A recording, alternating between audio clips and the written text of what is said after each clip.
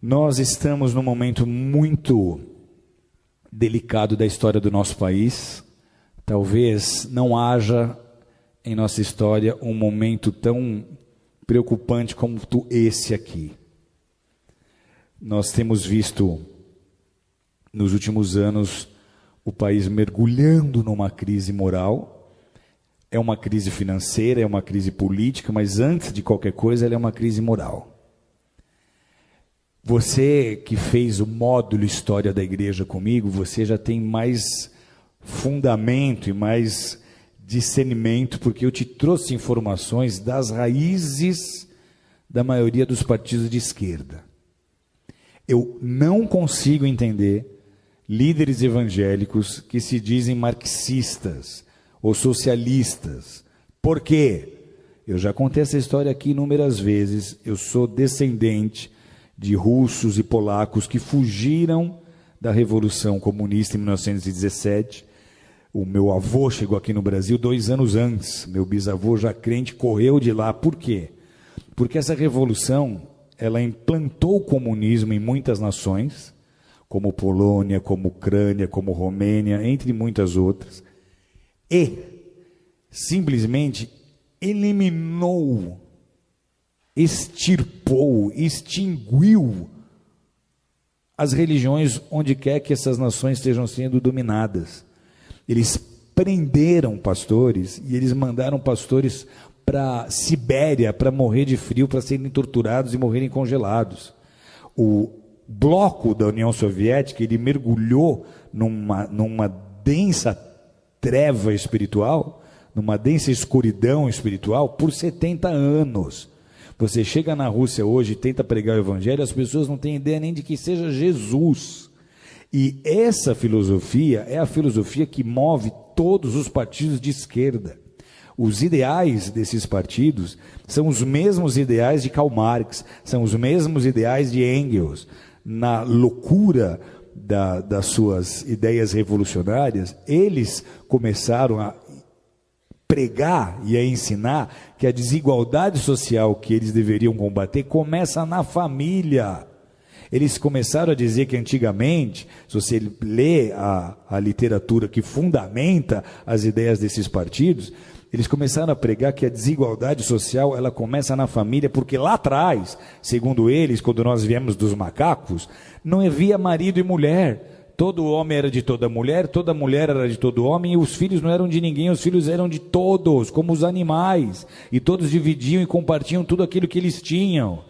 E aí alguns mais espertos resolveram plantar em maior quantidade, ter um gado em maior quantidade para ter uma maior provisão, e para isso eles precisavam de gente trabalhando, e aí eles começaram a tomar mulheres para eles, gerar filhos para colocar como escravo no trabalho. Então eles dizem, a família é a culpada da desigualdade social, e essa é, queira você acreditar nisso ou não, a raiz que movimenta tantas ideias e tantos projetos de lei que tentam sendo aprovados, tentam se aprovar no Brasil, com a intenção de destruir a família tradicional, de destruir a família modelo judaico-cristã.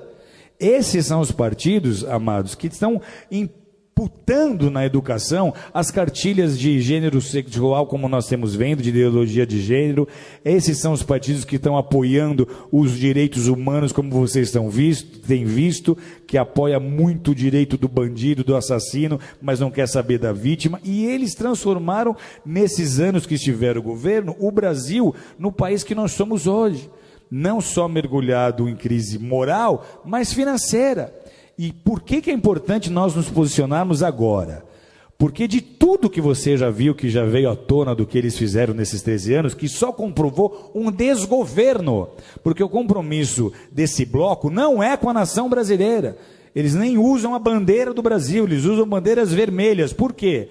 Porque lá em 81, o nosso ex-presidente Lula se juntou com Fidel Castro, eles formaram o Foro de São Paulo. O Foro de São Paulo tinha o ideal, lá em 81, de transformar todas as nações da América Latina em nações socialistas, em nações comunistas, e eles conseguirem, então, unir essas nações e edificar uma espécie de União Soviética na América Latina. Parecia uma ideia utópica, só que olha a que ponto eles chegaram.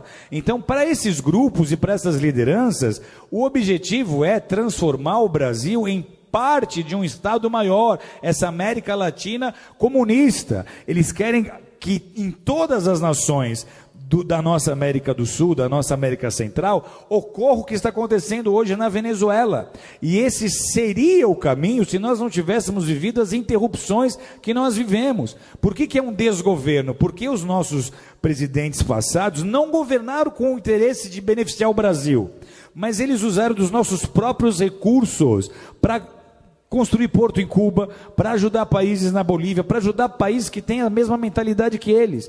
Então, se nós permitirmos que um partido qualquer de esquerda, com essa mente e com esse coração, suba ao poder mais uma vez, o Brasil não vai resistir. Vocês estão entendendo o que eu estou dizendo? O Brasil não vai aguentar. Financeiramente vira caos. Vira caos, porque a economia para estar ativa, ela depende de investimento externo. Os investidores não vão botar dinheiro num país em que eles não têm confiança, ok?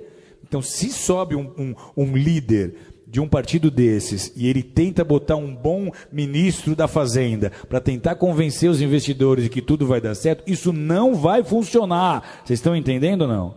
Então, vira caos. A grande preocupação qual é?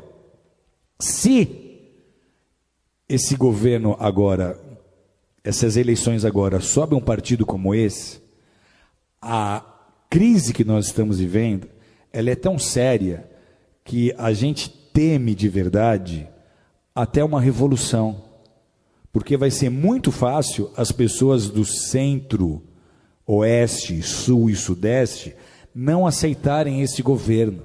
Vai ser muito fácil nós começarmos a ver manifestações políticas sérias, vai ser muito fácil a população começar a exigir uma intervenção militar. Uma intervenção militar era um assunto nem cogitado em rodas de bar há 2, 3 anos atrás, mas hoje está se tornando um assunto em pauta, porque se nada acontecer, amados, alguém aqui conhece alguém que morou na Venezuela, que veio da Venezuela? A Venezuela, até muito pouco tempo atrás, era um país próspero. Eles têm petróleo. Sabe o que falta hoje na Venezuela? Falta papel higiênico. Sabe o que aconteceu há 4 anos atrás? Eu estou numa sauna, no Vale Nevado, conversando com um venezuelano que tinha ido esquiar. E ele conta, a Venezuela está faltando papel higiênico. Isso há 4, 5 anos atrás. E eu falo, mas como é que começou isso? Ele fala, começou como está acontecendo com o Brasil. Começou trazendo médicos de Cuba. Então, tudo que eles fizeram na Venezuela, eles iam tentar fazer no Brasil. Se nós dermos a oportunidade deles subirem ao governo de novo, não será mais como foi da primeira vez. Você não vai ver o Lulinha Paz e Amor. Você vai ver o Lulinha revolucionário que vai tentar implantar o modelo político que ele acha que é o melhor para o Brasil. Sabe o que acontece com a igreja num cenário como esse? Tem ideia ou não? Primeiro, os nossos valores já estão sendo desprezados. Nós, para eles, somos o ópio do povo. Eles não veem valor naquilo que nós fazemos. O marxista raiz, ele é ateu. O evangelho para ele não significa nada. Ok? Então, para a igreja, esse é o pior cenário possível. Deus está no controle, sempre esteve, sempre estará. Mas a gente transforma uma nação com oração e com consciência na hora de votar.